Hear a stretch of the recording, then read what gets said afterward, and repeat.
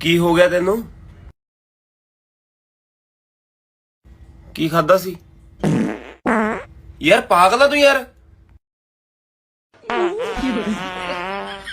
ਸਭ ਹੱਦ ਹੁੰਦੀ ਆ, ਕੀ ਕਰੀ ਜਾਂਦੀ ਆ?